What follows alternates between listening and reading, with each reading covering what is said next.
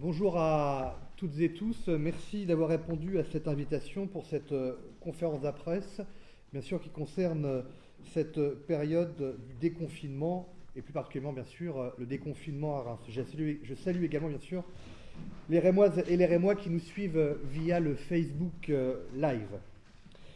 Alors comme vous le savez, la semaine prochaine marque une étape importante pour notre pays. Le 11 mai marque le début de la fin du confinement, ou plutôt un desserrement du confinement. Et je crois qu'il ne faut pas prendre cette date pour une sortie de crise, mais sur un début de retour à la normale. Et pour notre ville, pour Reims, nous allons donc redémarrer certaines activités et mettre en place certaines organisations spécifiques. Et je veux donc faire un point d'étape pour présenter les évolutions dans les jours qui viennent. Ces informations, bien sûr, vont être amenées à évoluer en fonction de la situation sanitaire. Mais ma priorité numéro 1 reste de garantir la sécurité des Rémoises et des Rémois. Les maires sont en première ligne dans cette crise. Et nous avons donc une responsabilité de mettre en œuvre de nombreux aspects.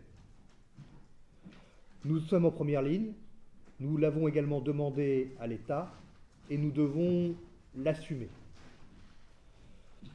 Pour le déconfinement, je revendique de faire du sur-mesure.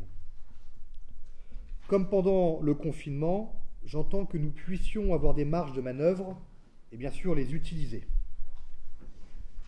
Certains aspects ont fait l'objet d'assouplissement. J'ai utilisé certaines prérogatives qui m'étaient données et d'autres que je n'ai pas souhaité mettre en œuvre. Et il en sera de même pour cette phase de déconfinement. Et je veux cet après-midi focaliser sur quelques points en particulier, notamment les masques et les tests.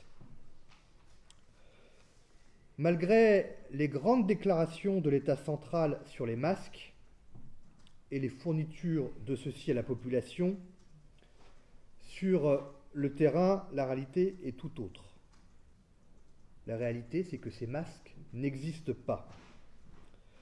Et les collectivités ont dû se substituer à l'État et la ville de Reims a passé ses propres commandes.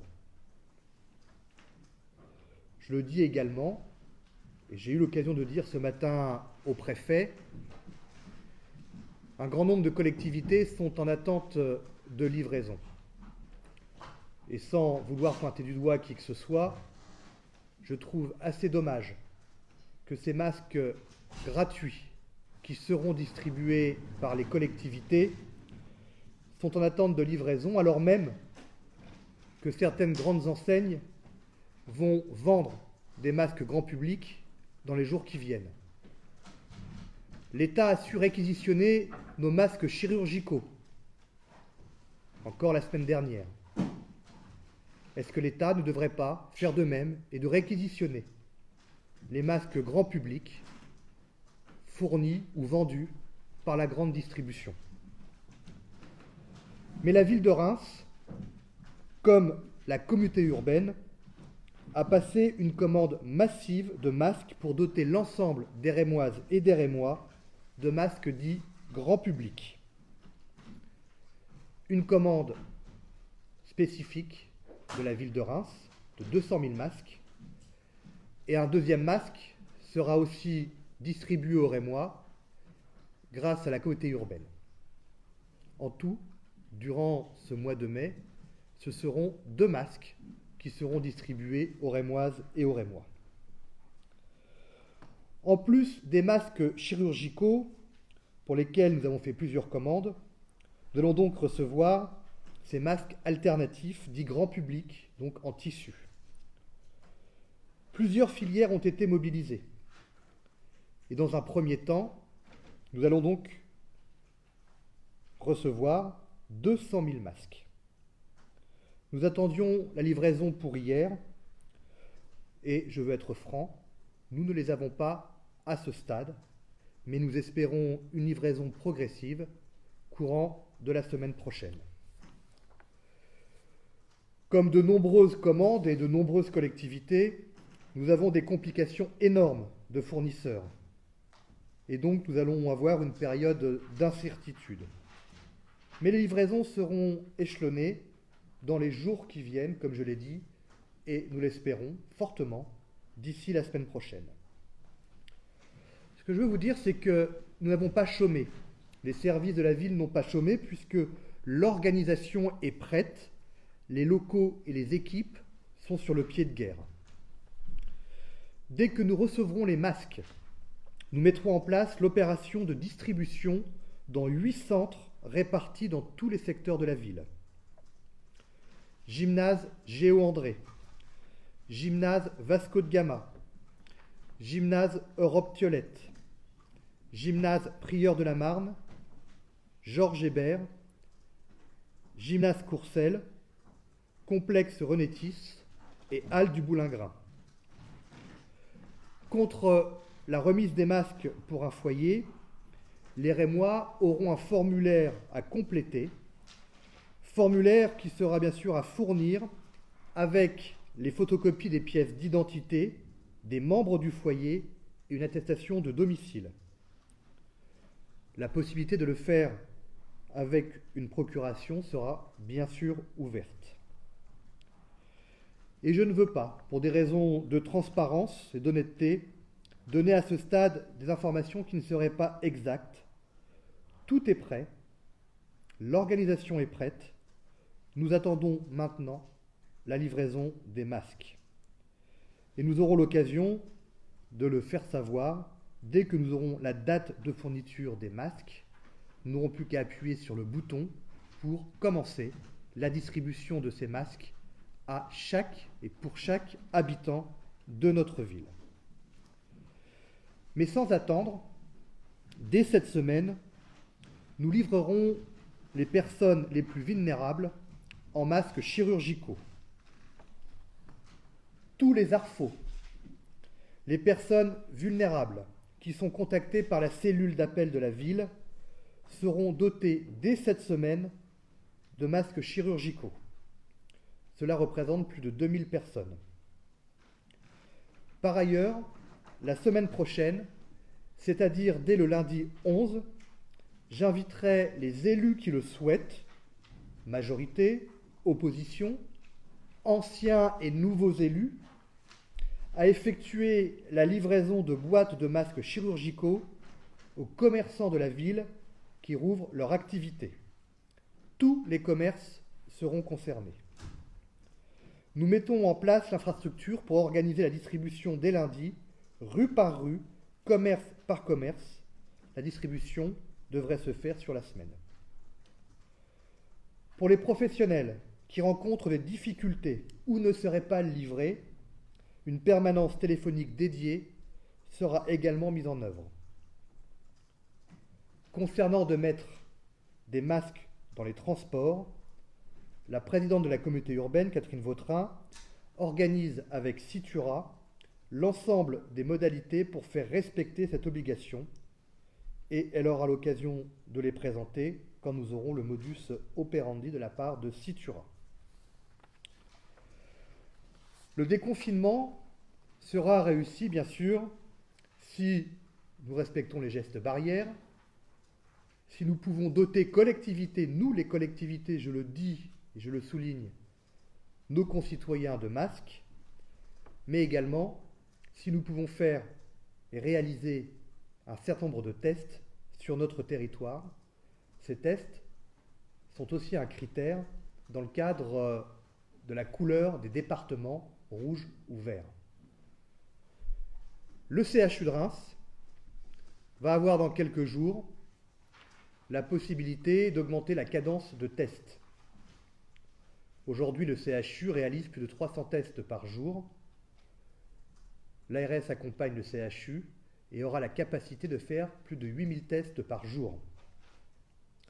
Le laboratoire Bioxa, ou les laboratoires Bioxa, que l'on retrouve à Courlancy dans différents sites de la ville, ont également augmenté et vont augmenter leur cadence de réalisation de tests. Mais pour que ces tests soient accessibles, la ville de Reims a décidé, en partenariat avec les laboratoires Bioxa et avec l'accord de l'ARS, de mettre en place un drive pour tester bien sûr les publics prioritaires. Ce drive devrait se situer à proximité de Renétis. Je le précise, il faudra prendre rendez-vous auprès du laboratoire Bioxa, qui donnera bien sûr les horaires à chaque patient qui pourront venir au drive, se faire tester, dépister, et c'est bien sûr en complément du drive qui existe déjà au pied de la clinique Courlancy, mais également des nombreux tests faits au niveau du CHU.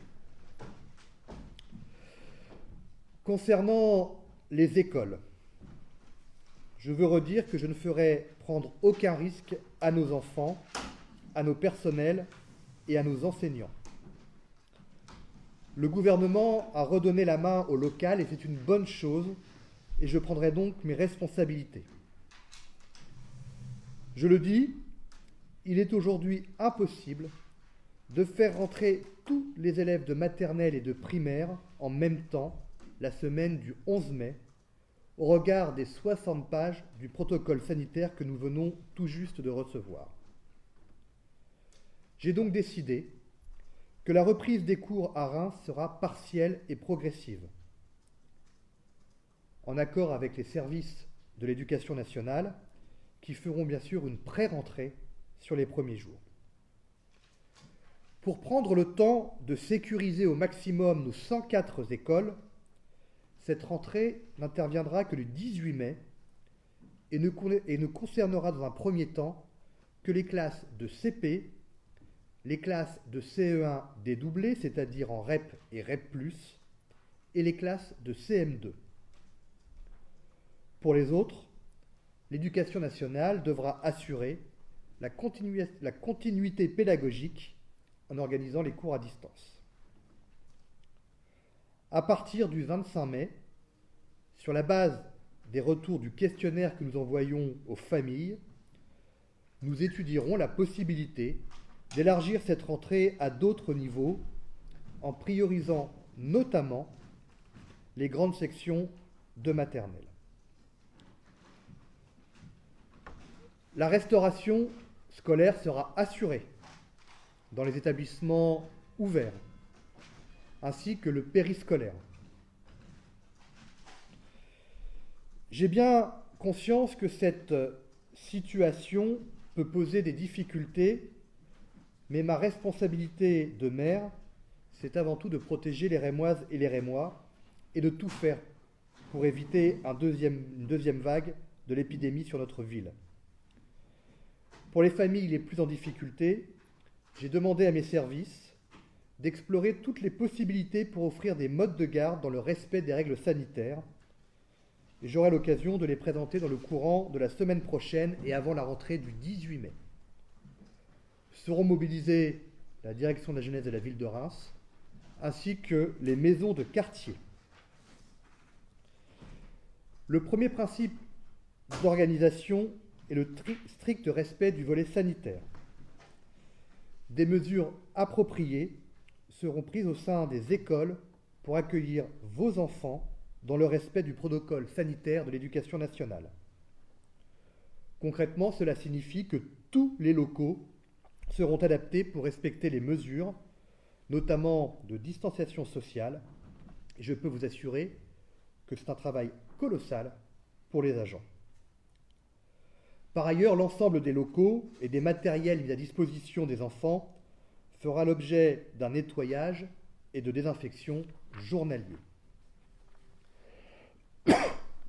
Pour les sanitaires et les points de contact manuels, un nettoyage sera effectué plusieurs fois dans la journée. Les personnels de la ville de Reims, ainsi que les enseignants, seront équipés de matériel de protection tels que masques, blouses et gants. Excusez-moi. Le deuxième principe, ce sont les modalités d'accueil, un peu remaniées. Les horaires d'école seront les suivants. 8h30, 11h30, 14h, 17h. Ce changement sur le temps scolaire, qui est à la disposition des mères, permettra plusieurs choses. Cela va permettre notamment d'échelonner la prise de repas à la cantine, mais également d'être plus adapté pour les parents qui ne souhaiteraient pas mettre leur enfant à la cantine le midi. Et la fin à 17h permettra aussi à des parents de récupérer plus facilement leurs enfants. Concernant le périscolaire, pas de service de garderie de 7h30 à 8h20, restauration scolaire assurée sur inscription, et le temps du soir, 17h, 17h45.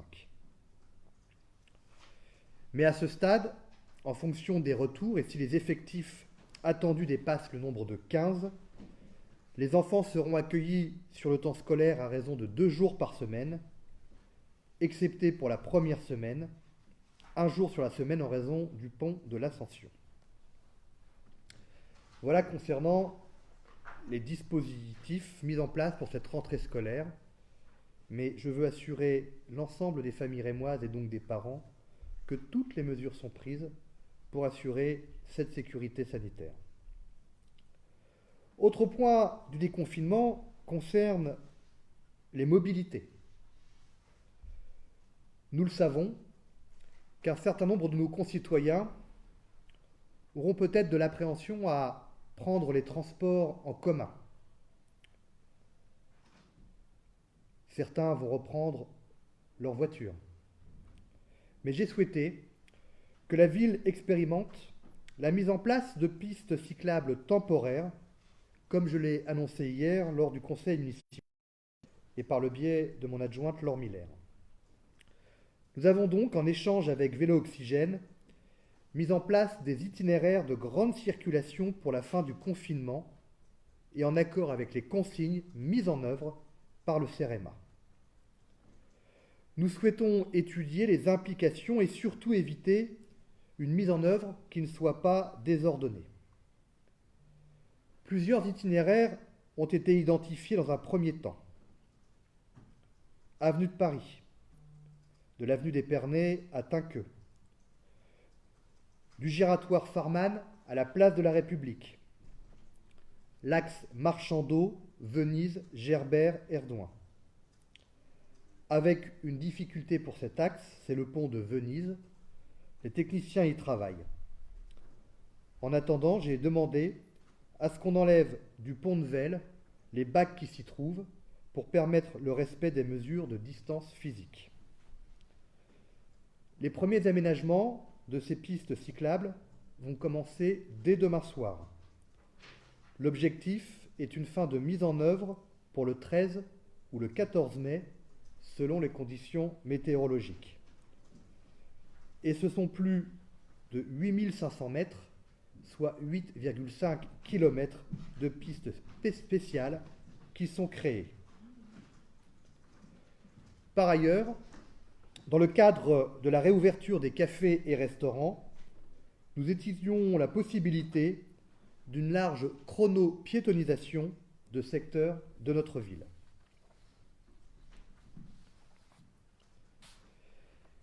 Quatrième point concernant le déconfinement, ce point concerne les commerces et l'économie.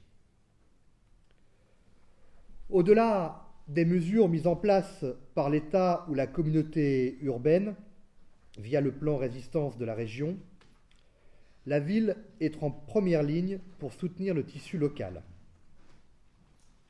C'est un plan en plusieurs étapes, 3 étapes distinctes. Première étape, un allègement massif et généralisé des taxes et redevances municipales. Dès hier, avec la tenue du conseil municipal, nous avons mis en place les exonérations massives pour 6 mois et pour l'ensemble des commerçants. 6 mois, c'est-à-dire la période de fermeture, mais plus largement pour tenir compte de la relance. Que ce soit les exonérations de droits et de redevances d'occupation de domaine public, du 1er mars au 31 août, mais aussi l'abattement de 50% du montant de la taxe locale sur la publicité extérieure, enseigne et publicité. Et on parle bien ici d'annulation et non de report. Deuxième étape, une aide au loyer. Nous mettrons en place un accompagnement pour le paiement des loyers des entreprises de moins de 5 salariés qui ont été obligées de fermer leurs portes sur 2 mois. On pourra donc aller sur une somme de 400 € par mois de fermeture, soit 800 € ou plus selon les annonces à venir.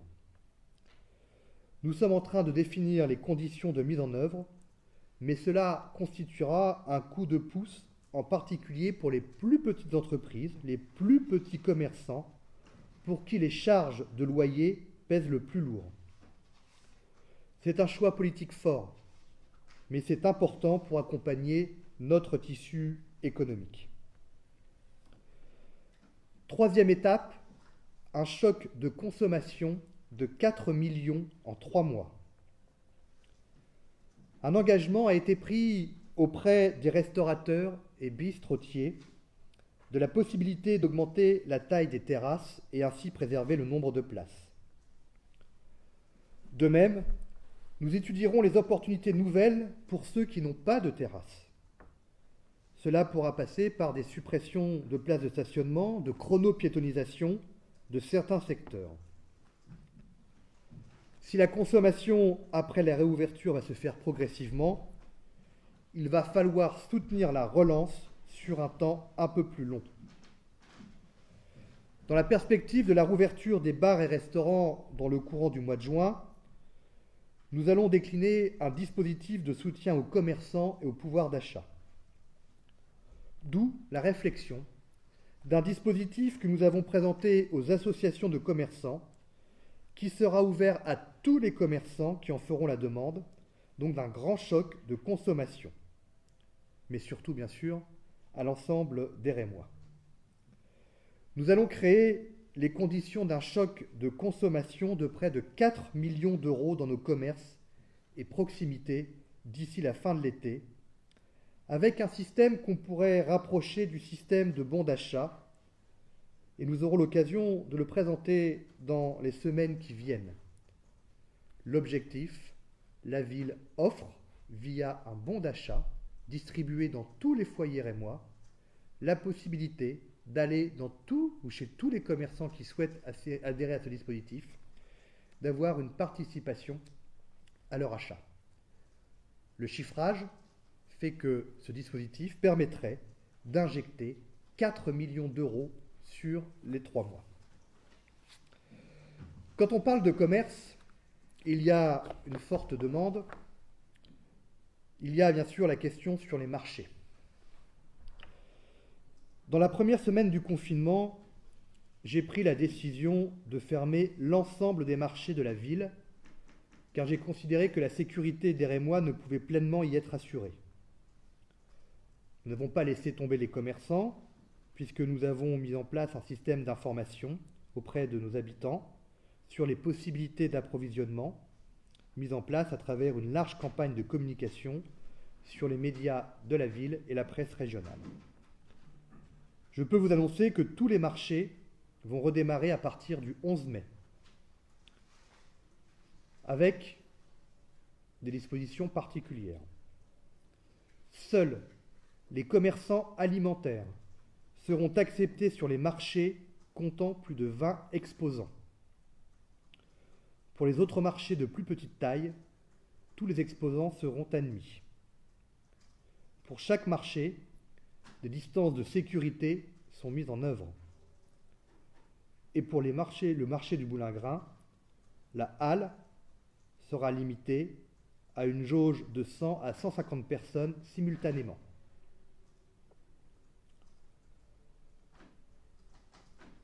Autre point, le lien social. La crise sanitaire ayant montré la grande solitude de certains Rémois isolés, nous allons pérenniser la cellule d'appel aux personnes toute l'année. Plus de 9000 appels ont été faits depuis le début de la crise. la ville prévoit un grand plan de déploiement de distributeurs de gel hydroalcoolique dans les écoles ou encore les services publics. Au total, 1700 distributeurs de gel hydroalcoolique disséminés dans toute la ville. Concernant l'action sociale, près de 90 000 € ont été votés hier lors du conseil municipal à 18 structures pour permettre de soutenir très directement les acteurs associatifs qui ont été présents sur le terrain dans le cadre de leur action auprès des plus fragiles. Concernant les services publics, la mairie vous accueillera à partir du lundi 11 mai pour effectuer vos démarches indispensables. Des dispositifs permettant la sécurité sanitaire de tous les usagers ont été mis en place afin de permettre aux Rémois d'effectuer leurs démarches en toute sécurité. Pour les mariages, les regroupements étant limités, les futurs époux souhaitant reporter leur mariage auront des facilités pour décider d'une nouvelle date. Quand je parle des services publics, je pense également à l'ensemble de nos agents, qui seront bien sûr tous dotés, quels que soient les services ou directions, de matériel de protection. Concernant les transports, à compter du 11 mai, le réseau de transport en commun Citura fonctionnera à 75% de son organisation optimale. L'offre de transport permettra de garantir les mesures de distanciation sociale tout en évitant la surcharge des véhicules. Desservir les établissements scolaires, établissements de santé et l'ensemble du territoire pour les salariés reprenant le travail. La boutique Citura sera ouverte à partir du 11 mai après des aménagements spécifiques du lundi au samedi de 9 h à 17 h.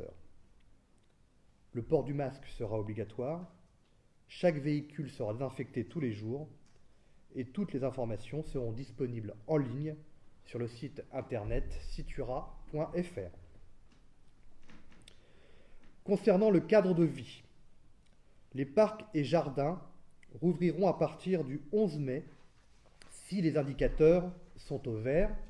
Je rappelle que nous serons jeudi si le département de la Marne est rouge ou vert, et si il est rouge, nous serons dans l'impossibilité de rouvrir les parcs.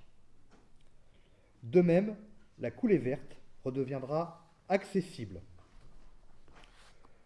Concernant les équipements sportifs, nous mettons tout en œuvre pour, d'ici l'été, mettre en place une ouverture progressive des équipements sportifs, notamment dans le cadre des activités estivales que nous pourrons proposer aux jeunes Rémois qui resteront sur Reims durant les vacances. Concernant la culture, le conservatoire à rayonnement régional ouvrira à partir du 18 mai. Retour des publics ciblés et des équipes pédagogiques pour préparer les examens pour un effectif très réduit de grands élèves et étudiants, soit moins d'une centaine d'élèves. Concernant nos médiathèques, à partir du 25 mai, mise en place d'un système de drive pour récupérer ou emprunter des ouvrages sur une des médiathèques du réseau. Et en fonction de la réussite, le dispositif pourra être élargi. À partir du 25 mai également, réouverture du musée Saint-Rémy. Pour les autres musées, la réouverture sera envisagée au cas par cas. Rouverture également du planétarium le 25 mai, avec une jauge de 9 visiteurs maximum pour respecter les distances nécessaires lors des projections. Concernant les chantiers, les entreprises qui interviennent pour les collectivités reprennent progressivement leur travail. De nombreux chantiers vont donc redémarrer ou ont déjà redémarré. La liste sera publiée sur le site de la ville. Parmi les plus symboliques, nous avons bien sûr le complexe aqualudique et l'aréna. Je veux également vous donner un point d'information sur les crèches. Concernant les crèches, nous sommes en contact avec la SPE qui travaille avec ses équipes pour préparer une reprise d'activité progressive dès que la SPE sera autorisée. La SPRE pourra ouvrir en accueillant avec une capacité de 10 places sur chacun des 3 services pour les crèches collectives, soit 30 places sur chacune des 9 crèches collectives. La SPE interroge ses usagers pour étudier bien sûr leurs besoins. La SPE attend maintenant bien sûr les mesures départementales définies par la PMI. Les crèches municipales, les 2 crèches municipales, pourront rouvrir en complément de l'ouverture des crèches de la SPE si besoin. Le Reims d'après. Les objectifs de la démarche sont simples. Comment se relever? Comment trouver des solutions propres à notre ville? C'est l'objectif de Inventons le Reims d'après qui vise à recueillir vos idées, vos projets, les soumettre au vote, puis à les mettre en œuvre. Sur la plateforme, nous avons déjà eu plus de 400 idées réparties sur plusieurs thématiques. Pensons ensemble le déconfinement, la relance économique avec le plan Colbert 2020, Reims Healthy, ville de santé et du bien-être, le mieux vivre ensemble, soutien aux acteurs culturels et événementiels. Sur le secteur culturel, je tiens à préciser bien sûr que nous avons un regard et un œil attentif sur la situation de l'ensemble des associations culturelles de notre ville. Nous travaillons bien sûr en partenariat avec l'ensemble des institutions, que ce soit les scènes nationales ou autres. Alors les premiers projets et idées retenus ont été sélectionnés sur plusieurs critères. Le volume de propositions liées à une action ou un projet précis, la possibilité et les ressources pour mettre en place rapidement l'idée suggérée, et la pertinence des propositions dans la lutte face à la pandémie. Sur les 4 premières idées qui ont recueilli plus de 4000 votes, c'est un succès et je remercie les Rémois. Il y a la mise en valeur du monument aux infirmières et la pose d'une plaque en hommage au personnel de santé durant la crise. La mise en place de pistes cyclables temporaires sur les grands axes de circulation, comme je vous l'ai annoncé. La mise en place de bons d'achat. Donc c'est ce que nous allons mettre en place, un système de bons d'achat, c'est-à-dire un choc de pouvoir d'achat de 4 millions d'euros sur le territoire. La diffusion d'informations par la ville de Reims sur les gestes barrières et le port du masque. Elles ont toutes été retenues aujourd'hui dans des proportions un peu différentes, sauf l'idée d'une diffusion d'informations par la ville sur les gestes barrières qui a eu moins de succès. Nous continuons bien sûr à étudier chaque proposition soumise par les Rémoises et les Rémois, et ce dans tous les domaines. Pour suivre d'autres idées, qui sont peut-être un peu plus compliquées à mettre en place ou à imaginer d'emblée, et qui ne relèvent d'ailleurs pas forcément de l'expertise de la collectivité, je vais prochainement installer un comité de suivi pour imaginer et creuser les propositions. Ce comité Colbert réunira plusieurs experts rémois qui ont dans les domaines différents une plus-value, sous la conduite d'un élu qui rapportera les travaux, avec l'expression bien sûr des oppositions, mais avant tout des personnalités reconnues dans leur domaine, que ce soit économique, médical, culturel, sportif, social, urbanistique, et je vais charger cette douzaine de personnes de réfléchir et de prospecter pour faire de Reims un laboratoire de solutions. Voici l'ensemble des éléments que je souhaitais porter à la connaissance des Rémois. Et avant de répondre à vos questions, je vous informe que j'aurai l'occasion de faire dans les semaines suivantes d'autres présentations pour faire le point en fonction, bien sûr, de l'évolution de la situation que nous connaissons. Merci à toutes et tous de votre attention. Sur le stationnement, c'est gratuit en voirie. Est-ce que quand cela va être assez gratuit? Aujourd'hui, la décision est de laisser le stationnement gratuit. On n'a pas de date précise, mais je ne souhaitais pas à ce que dès le 11 mai, on remette ce stationnement payant. Donc il est gratuit jusqu'à nouvel ordre. Je rappelle que, juste un chiffre, le stationnement gratuit aujourd'hui représente une perte dans nos recettes de 800 000 euros. Donc ce n'est pas anodin. Mais il n'est pas question non plus de pénaliser les Rémois qui vont reprendre le travail ou qui vont se déplacer pour faire tourner nos commerces locaux. Et donc, au moment du déconfinement, ce stationnement reste pour l'instant gratuit. Pour la halle du Boulingrin, vous avez parlé d'une jauge maximale de 100 à 150 personnes.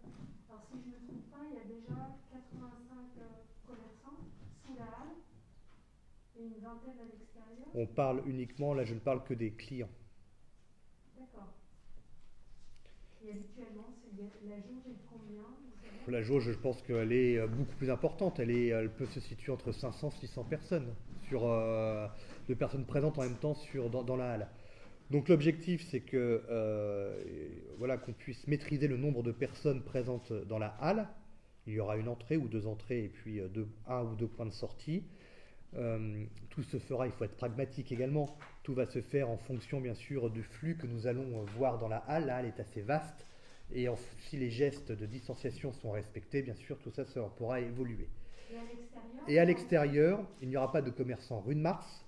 Par contre, les commerçants, et je pense notamment à tous nos commerçants, rôtisseries et autres, qui eux ne peuvent pas rentrer dans la halle, ils seront positionnés rue Andrieux.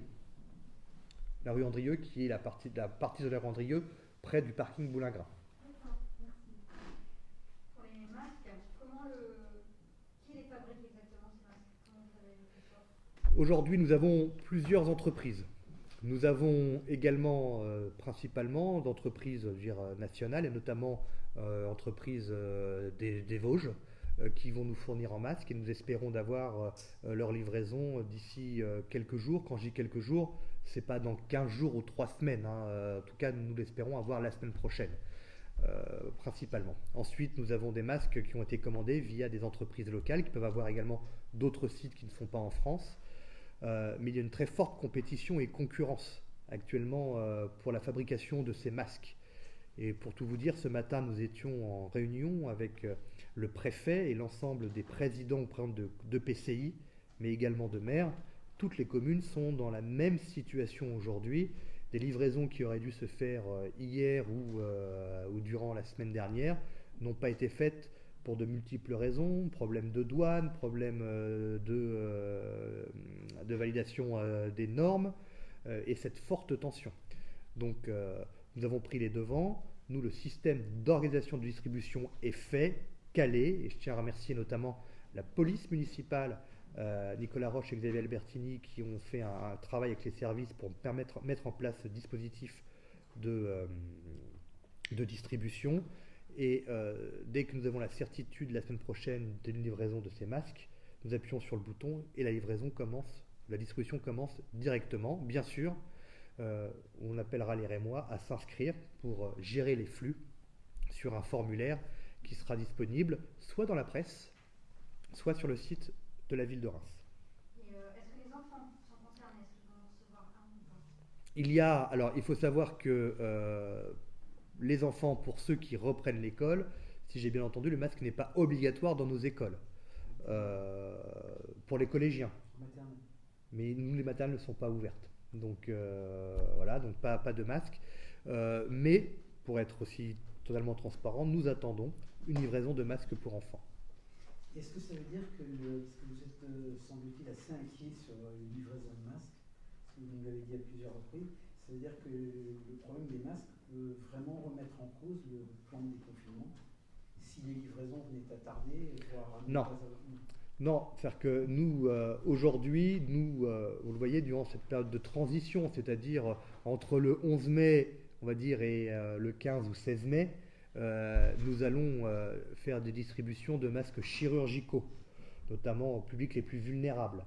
Donc à tous les commerçants, je ne dis pas que les commerçants sont vulnérables, mais bon, ils rouvrent et donc ils voient un certain nombre de personnes, et notamment aux personnes les plus vulnérables, je pense aux personnes âgées, ARFO. Je ne parle pas des EHPAD parce que les EHPAD, ça concerne le département, et donc nous allons mettre en place un système de tuilage.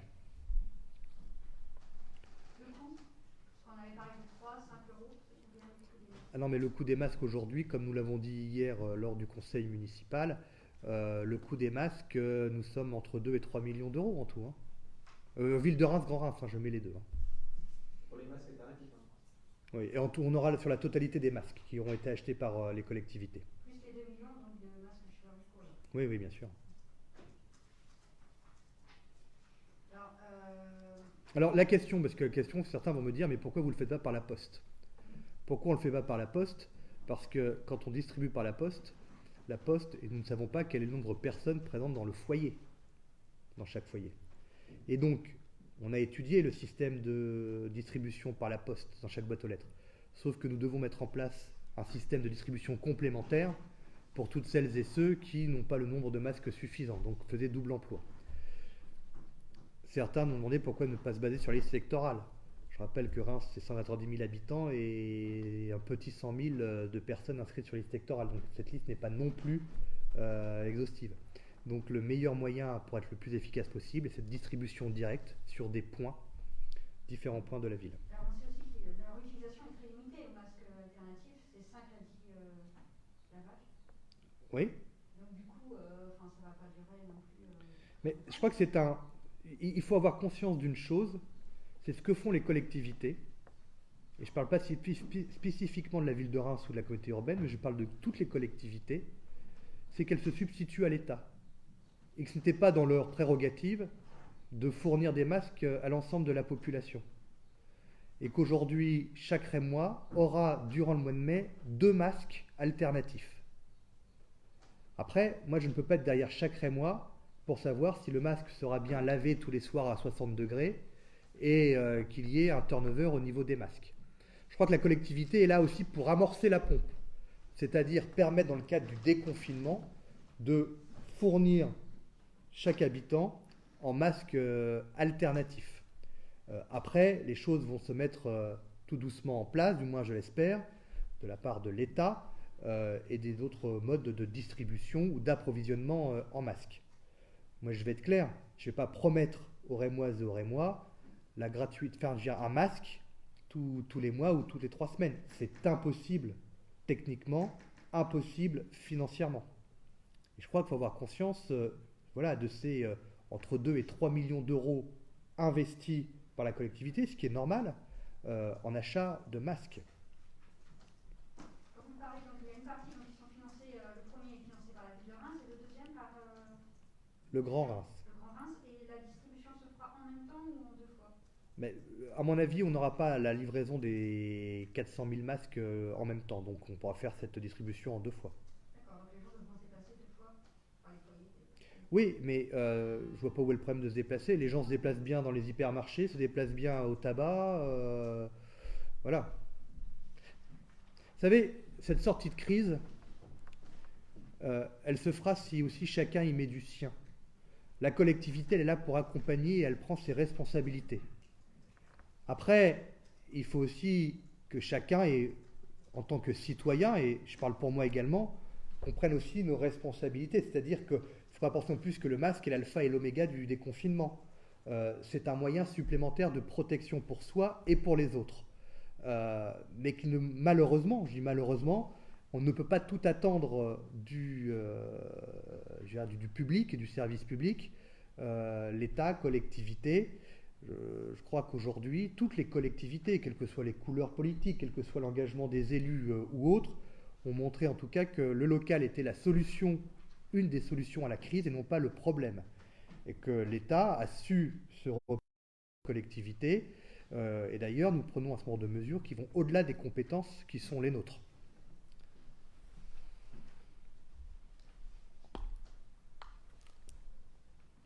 Est-ce que vous prévoyez, malgré le contexte et les contraintes, un minimum d'animation sur l'été à Reims? Oui, oui.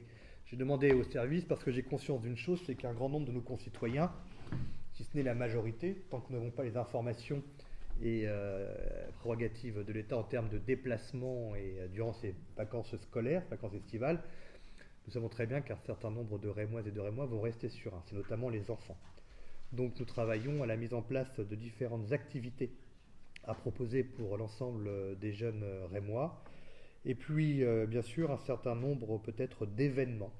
en fonction bien sûr de la situation, et malheureusement nous n'avons pas de visibilité sur le long ou moyen terme, mais nous saurons nous adapter pour offrir, je dirais, des festivités, des activités aux Rémois.